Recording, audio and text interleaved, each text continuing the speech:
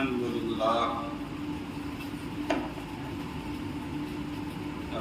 لله وكفى والصلاة والسلام على سيدنا ونبينا وشفيعنا ومولانا محمد المصطفى ما بعد. عزیز طلبہ، حضرت ناظم صاحب، جملہ اساتذہ، صبح سے طبیعت تو ناساز ہے لیکن حکم ہوا ہے اس لیے بیٹھ گیا.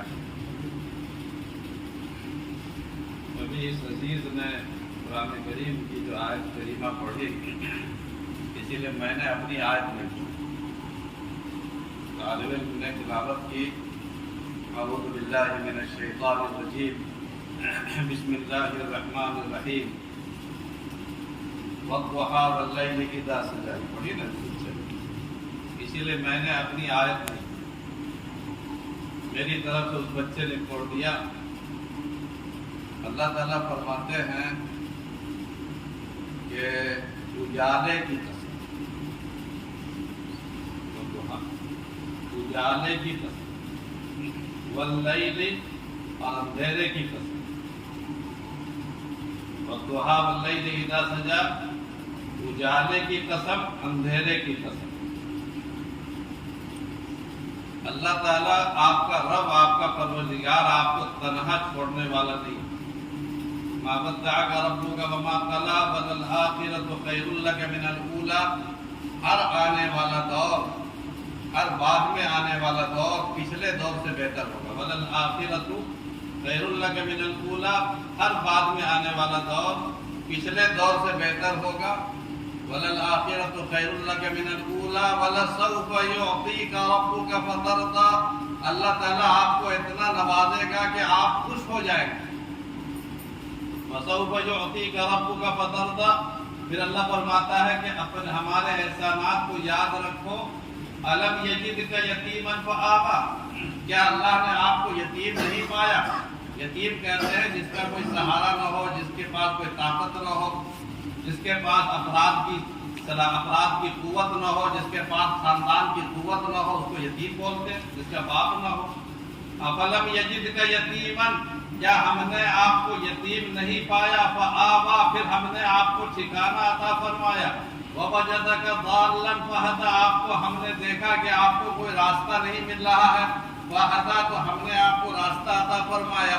ووجدک عائلا فاغنی، ہم نے آپ کو غریب دیکھا، محتاج دیکھا تو ہم نے آپ کو مالدار بنا دیا. ووجدک عائلا فاغنی واما الیتیم فلا تقہر. اب آپ کی ذمہ داری ہے کہ یتیموں کو ڈانٹیے گا نہیں.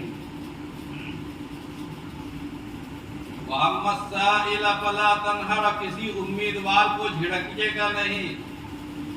وَأَمَّا بِنِعْمَةِ رَبِّكَ فَحَدِّثْ، اور اپنے رب کی نعمتوں کو لوگوں کے سامنے بھی، پروردگار کے سامنے بھی شکرانہ بیان کرتے رہیے. یہ مدرسے والوں کے لیے پوری آیت ہے. آیت تو حضور صلی اللہ علیہ وسلم کے لیے ہے، لیکن چونکہ یہ سارے مدرسے سلسلہ نبوت کی کڑیوں میں سے کڑی ہیں. اب نبوت آنے والی نہیں ہے، نبوت ختم ہو چکی ہے. معلوم ہے کوئی نبی آنے والا ہے؟ آخری نبی کون تھے؟ آخری نبی کا نام حضرت محمد مصطفیٰ صلی اللہ علیہ وسلم، ہمارے اور تمہارے اور ساری انسانیت کے پیغمبر. آپ کے بعد کوئی نبی آنے والا نہیں ہے. وما محمد الا رسول، محمد صلی اللہ علیہ وسلم اللہ کے رسول ہے. وما كان محمد ابا احد من رجالكم ولكن رسول اللہ وخاتم النبیین. حضور صلی اللہ علیہ وسلم کسی کے باپ نہیں ہیں، ظاہری اعتبار سے خاتم النبی. تو نبوت آنے والی بولو، تو دوسرا نبی آنے والا ہے. اب ہمارے نبی کا پرچم جھکنے والا نہیں ہے، ہمارے نبی نبی کی نبوت کا آفتاب ڈوبنے والا نہیں ہے، ہمارے حضور کا چراغ مدھم ہونے والا نہیں ہے. اب ساری دنیا میں روشنی پہنچے گی اور پھیلے گی اور باقی رہے گی تو صرف اور صرف ہمارے سرکار کی روشنی باقی رہے گی. لیکن کون باقی رکھے گا؟ اس کام کو کرے گا کون؟ اگر حضور اکرم علیہ الصلوۃ والسلام کو 63 سال کی زندگی پا کر اللہ کے دربار میں حاضر ہو گئے، پردہ فرما گئے، اور کوئی دنیا میں ہمیشہ کے لیے رہنے والا آیا نہیں ہے۔ وما محمد الا رسول قد خلت من قبلہ الرسل افإن مات او قتل انقلبتم علی اعقابکم۔ محمد صلی اللہ علیہ وسلم ایک رسول تھے، اور حضور سے پہلے بھی بہت سارے رسول آئے اور گئے، تشریف لے گئے۔ تو کیا کسی نبی کے جانے کے بعد اور اللہ کے ہاں چلے جانے کے بعد تم اپنے راستے سے بھٹک جاؤ گے اور گمراہ ہو جاؤ گے؟ اس لیے حضور کو دنیا سے چلے گئے، کس کو ذمہ داری دے گئے؟ اور یہ ذمہ داری اپنی جگہ کس کو بٹھا کے گئے ہیں؟ اپنی وراثت کس کے حوالے کر کے گئے ہیں؟ علماء کو، مدرسے والے۔ العلماء ورثۃ الانبیاء، علماء انبیاء کے وارث ہیں۔ اس لیے میں یہ سمجھتا ہوں کہ یہ آیت کریمہ، یہ سورہ والضحیٰ واللیل اذا سجا، جو حضور صلی اللہ علیہ وسلم کے ابتدا اور انتہا اور درمیانی مراحل کی پوری کہانی کے لیے اللہ تعالیٰ نے اتاری تھی، آج کے دور میں اور آنے والے دور تک، قیامت تک، یہ سارے علماء کو اپنے سامنے رکھنا چاہیے۔ زندگی میں اجالا بھی آئے گا،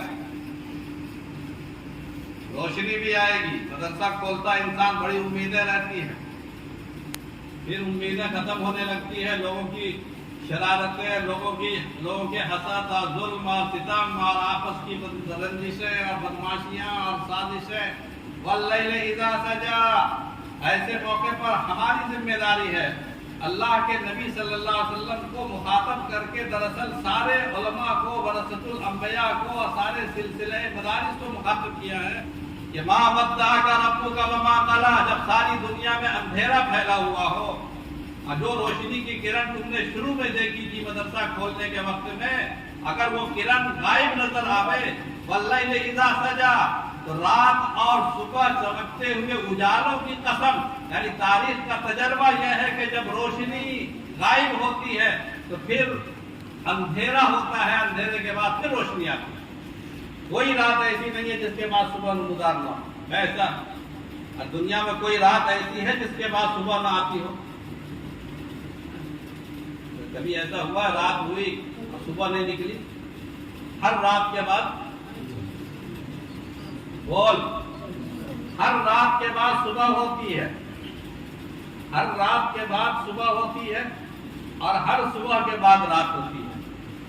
اللہ تعالیٰ جب کسی بات کی قسم کھاتے ہیں، اللہ تعالیٰ کسی بات کی جب اس کو شہادت میں پیش کرتے ہیں، تو دراصل وہ تمام تجربات کو اور انسانی تاریخ کو وہ مثال میں پیش کرتے ہیں، شہادت میں پیش کرتے ہیں کہ جس طرح ہر سویرے کے بعد اندھیرا آتا ہے اور ہر رات کے بعد سویرا آتا ہے، روشنی آتی ہے، کوئی بھی انسان اپنی زندگی کے سفر میں مایوس نہ ہو۔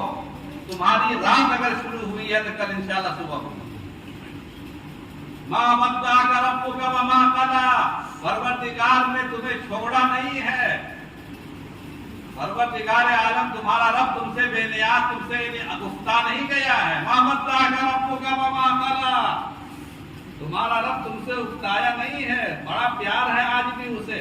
ما ودعک ربک وما قلی، پھر فرمایا کہ انشاءاللہ ہر اگلا دور، ہر آنے والا دور پچھلے دور سے بہتر ہوگا۔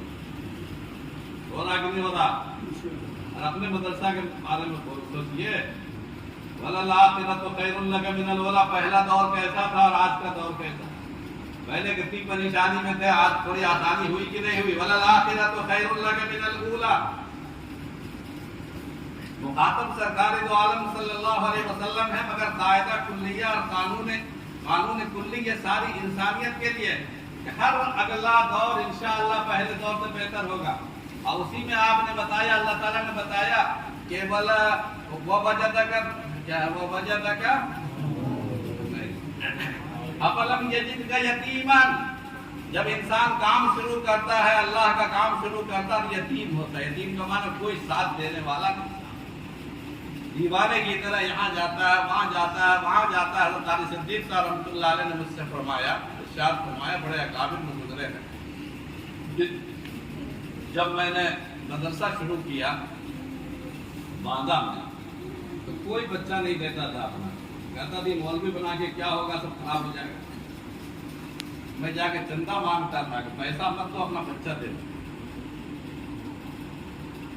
کوئی ساتھ دینے والا، بچہ تک دینے کو تیار نہیں، پیسہ تو دور کی بات۔ افلم یجدک یتیما، آپ کو یتیم پایا میں نے، اللہ نے تیرے رب نے تجھے یتیم پایا، کوئی ساتھ دینے والا نہیں تھا، پھر ساتھ دینے والے پیدا ہوئے۔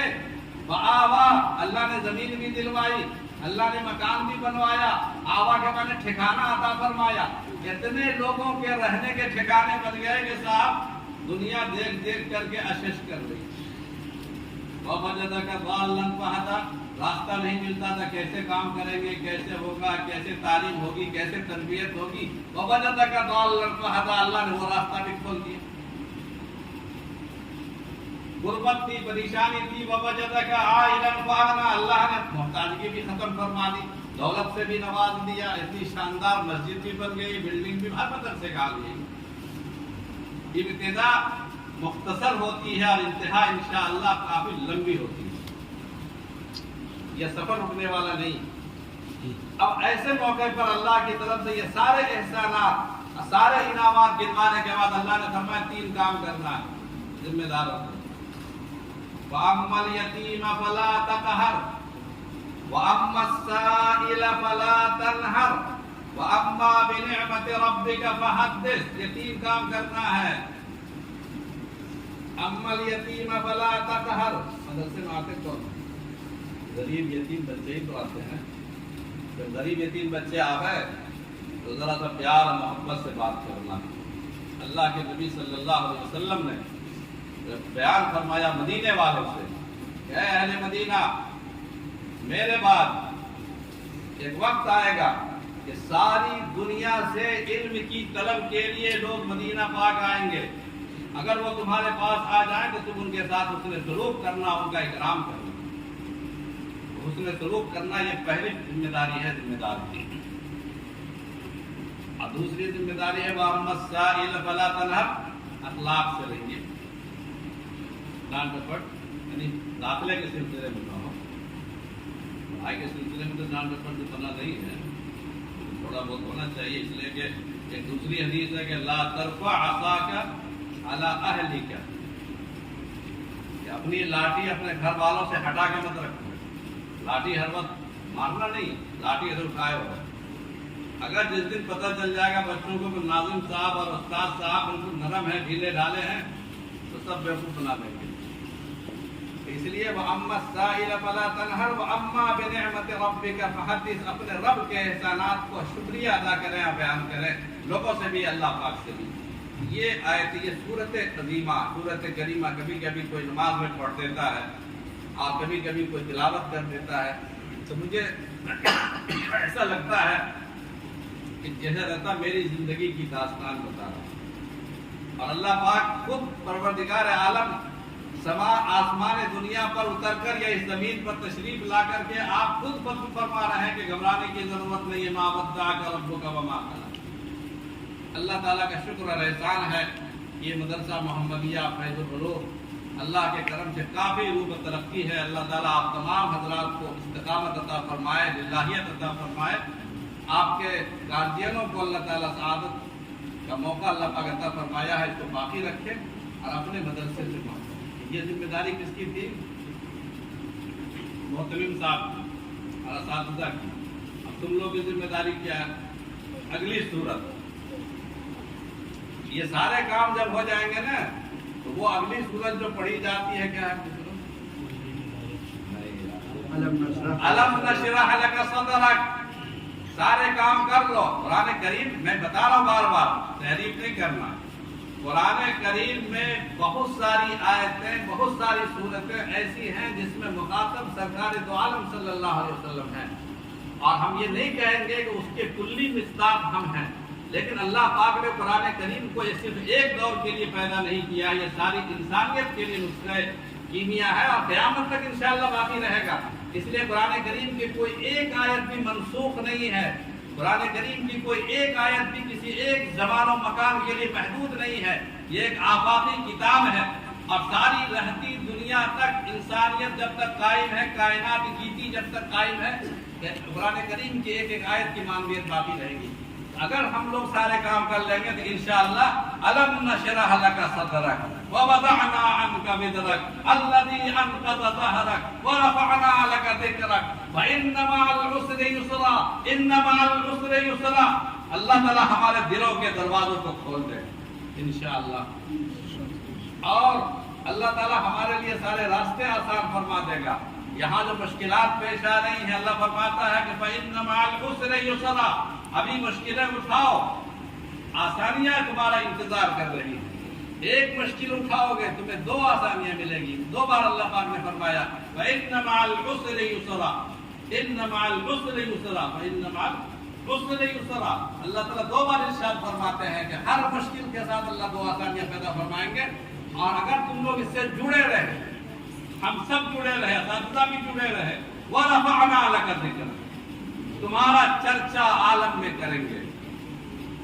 جو لوگ درہم و دینار کے پیچھے چلتے ہیں, جو لوگ سرکاری نوکریوں کے پیچھے چلتے ہیں, جو لوگ دنیا کی معمولی دولت کے پیچھے چلتے ہیں, اللہ تعالیٰ اسے بلڈنگیں عطا فرما دیتے ہیں, سہولتیں عطا فرما دیتے ہیں, راحتیں عطا فرما دیتے ہیں, مگر وہ ہمیشہ کے لیے گمنام ہو جاتے ہیں, ختم ہو جاتے ہیں. جو لوگ اپنے آپ کو بٹاتے ہیں, جو لوگ اپنے آپ کو دین کی خدمت کے لیے قربان کرتے ہیں, جو لوگ اپنے آپ کو یعنی زندگی بھر وقف کر دیتے ہیں, اللہ تعالیٰ کیا کرتے ہیں وَرَفَعْنَا لَكَ ذِكْرَكَ, ساری دنیا میں تمہارا چرچا ہوگا انشاءاللہ.